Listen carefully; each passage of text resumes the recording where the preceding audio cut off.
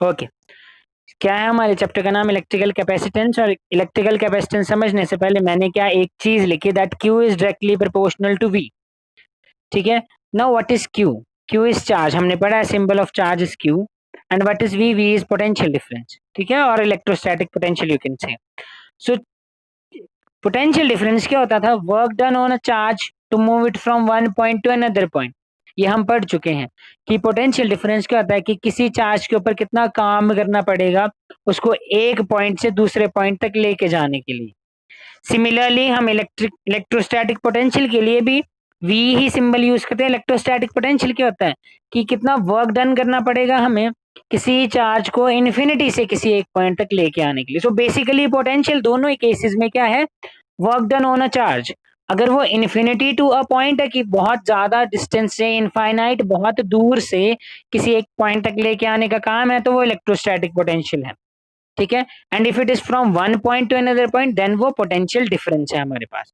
ठीक है, सो मैंने ना एक चीज लिखी, that Q is directly proportional to V. So can I write this? Directly proportional का साइन लगाया है, सो इसका मीनिंग क्या है हमारे पास कि if this q increases, automatically the value of potential difference will increase, and if q is less, automatically the value of potential difference will be less. अब ये चीज कैसे लिखी जा सकती है? देखो, पोटेंशियल डिफरेंस था work done on a charge. ठीक है, किसी चार्ज के ऊपर किया गया वर्क डन।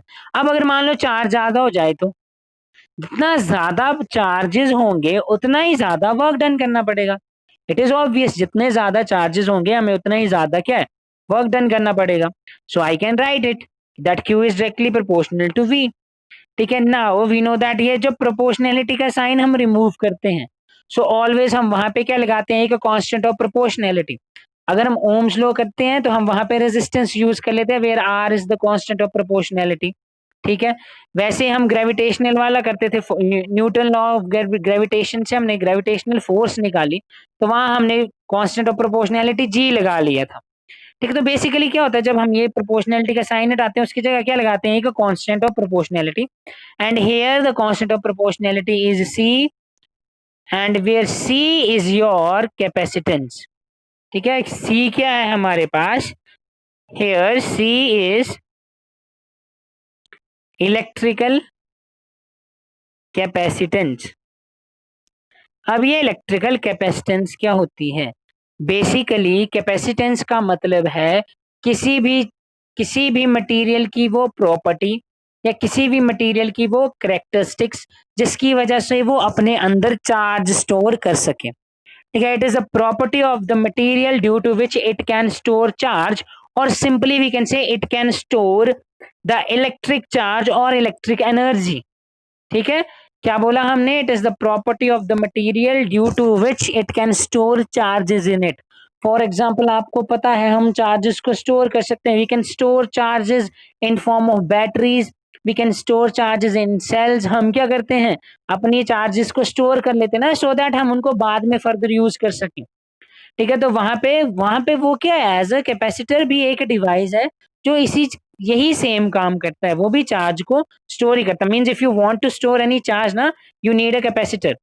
ठीक है, एंड फॉर दैट यहाँ पे एक चीज समझने वाली है कि जो कैपेसिटर होते हैं वो चार्ज को इलेक्ट्रिक फील्ड की फॉर्म में स्टोर करते हैं। क्या बोला हमने? वो जो हमारे पास हमने बोला ना चार्ज या इलेक्ट्रिक एनर्जी को स्टोर करना, तो वो जो एनर्जी स्टोर करेंगे वो किस फॉर्म में स्टोर करेंगे? इलेक्ट्रिक फील्ड की फॉर्म में स्टोर करेंगे। And I have written this relation, so we can plot a graph between this also, graph between charge and potential.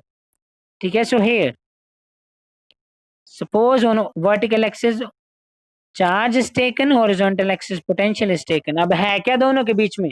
Direct relation. ठीक है, there is a direct relation between them. So जब direct relation होता है means एक increase करेगा तो दूसरा भी इंक्रीज करेगा, the graph will be linear. की means if it is increasing it is also increasing, so graph between this charge and potential will be linear. ठीक है, यहां तक हमने कर लिया। इसके बाद further, now if I want to say simply, अगर मुझे क्या डिस्क्राइब करना है कि डेफिनेशन देनी है मेरे पास कैपेसिटेंस की।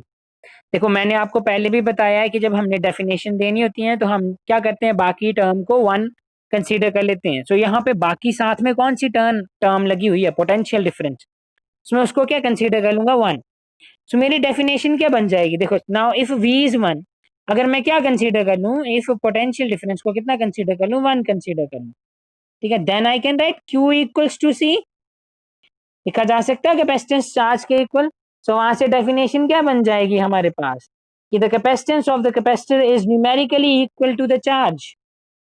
जो हमारी कैपेसिटेंस है किसी भी मटेरियल की, किसी भी कैपेसिटर की, वो या किसी भी कंडक्टर की, वो किसके इक्वल हो जाती है, numerically equal to the charge. ठीक है, कब, जब उसमें से कितना पोटेंशियल, जब उसमें कितना पोटेंशियल हो, 1 या यूनिट। ठीक है, या वी कैन से व्हेन, सो इसकी एग्जैक्ट डेफिनेशन कैसे लिखी जा सकती है, that the capacitance of the capacitor is numerically equal to the charge required to raise its potential by unity। कितना चार्ज चाहिए हमें ताकि हम उसका पोटेंशियल कितना रेज कर पाए, 1 यूनिट मींस 1 रेज कर पाए। And capacitance is a positive quantity only, ये चीज हमने याद रखनी है। एंड द एसआई यूनिट, जो हम यूनिट यूज करते हैं, एसआई यूनिट ऑफ कैपेसिटेंस, क्या, SI unit of capacitance is farad. ठीक है, the SI unit of capacitance is farad. So अगर मुझे यहाँ से फेरेड की बात करनी है, so if I want to calculate, देखो यहाँ पे हमने इक्वेशन निकाली Q equals to CV।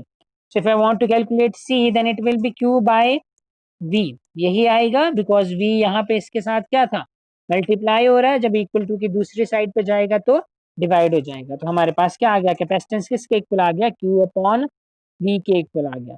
So if I want to write another unit, because ऐसा यूनिट तो हमने ले ली फेरेड, बट अगर हमें कोई और यूनिट, सेकंड यूनिट बनानी है, तो that can be written as, charge के यूनिट क्या होते हैं, coulombs is the unit of charge, so coulomb per volts, because potential difference का यूनिट क्या है हमारे पास, वोल्ट्स।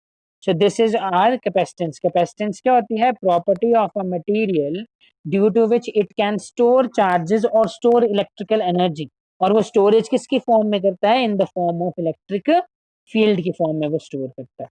ठीक है, और मैंने एक इक्वेशन लिखी थी that Q is directly proportional to V। वो हमने क्यों लिखी, बिकॉज हमें पता है जितने ज्यादा चार्जेस होंगे उतना ही work done on a charge होगा to move it from one point to another point.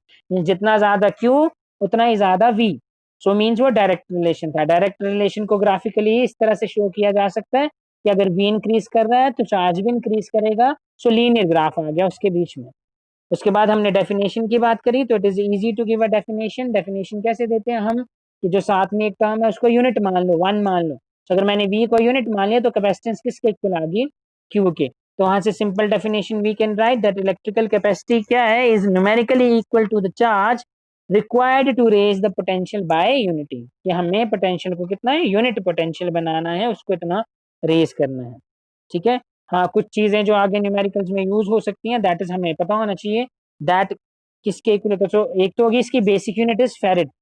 ठीक है, सो अगर हम 1 माइक्रो फेरेड की बात करें, so micro is equal to 10⁻⁻⁶ फेरेड्स।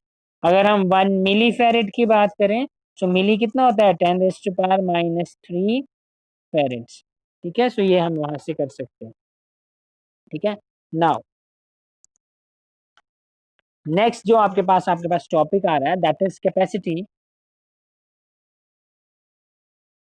Capacity of an isolated spherical conductor.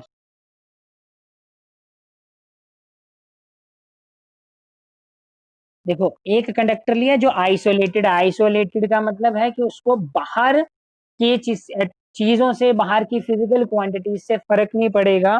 ठीक है, वो आइसोलेटेड मटेरियल है। So let us take a spherical, so हम क्या कहते हैं यहाँ पे, एक स्फेरिकल कंडक्टर जो है अज्यूम कर लेते हैं। So let us take a spherical conductor. So here we have taken a spherical conductor जिसका सेंटर है हमारे पास O। ठीक है, मान लेते हैं कि इसके सेंटर पे +Q चार्ज है एंड जिसका रेडियस जो है हमारे पास वो स्मॉल r है। एंड इसके ऊपर क्या है, पूरी तरह से जो चार्ज है वो क्या है, डिस्ट्रीब्यूटेड है। ठीक है, सो ये हमने हमने क्या निकालना है, इस स्फेरिकल कंडक्टर की कैपेसिटेंस निकालनी है।